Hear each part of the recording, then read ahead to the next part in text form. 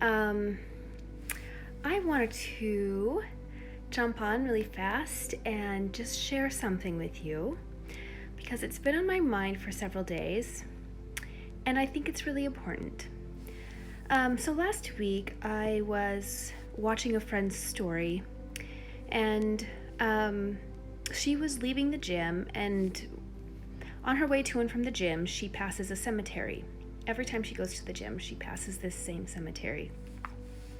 And she was on her way home from the gym on this certain day, and when she passed the cemetery, she noticed that there was a grave being dug.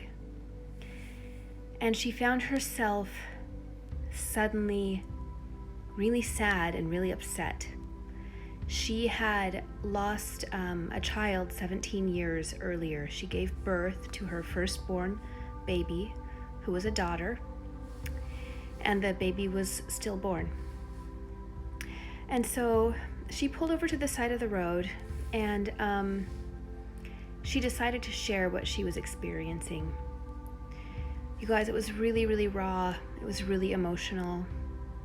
For any of you that have experienced the death of someone close to you,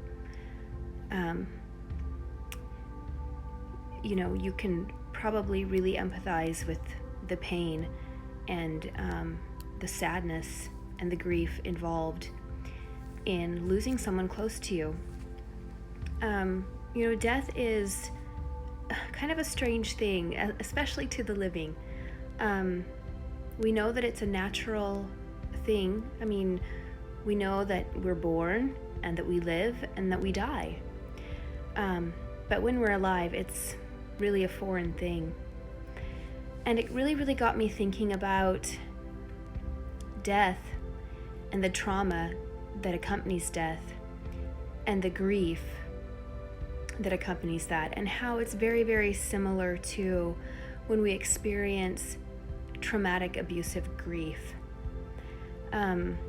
I remember several years ago I lost my sister, and I remember the morning I was told that she had died. She died in a car accident.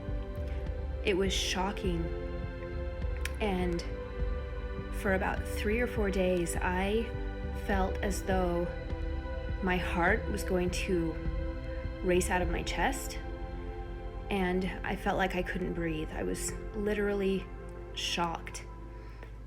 Death in and of itself is a trauma, and traumas forever change us. There will be a moment that becomes almost like it's a moment in time. We'll remember our lives before this moment, and then we'll remember our lives after this moment. And so, you guys, that being said, I just want you to know that on your own road to recovery, as you heal, please understand that you will heal, you will have joy, there will be good days, there will be those, that happens.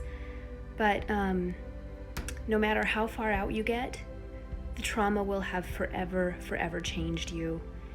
And there might be triggers, you guys, there might be triggers 10 years from now, 20 years from now, 30 years from now. And what I want you to do when you feel those triggers is I want you to acknowledge that, and I want you to remember the person that you were before that trauma and the person you are now after that trauma. And I want you to sit in it and feel it and honor it, because it's healing, and it's important to remember where we've been, and then it's also important to remember how far we've come from there. And that's what I wanted to share with you.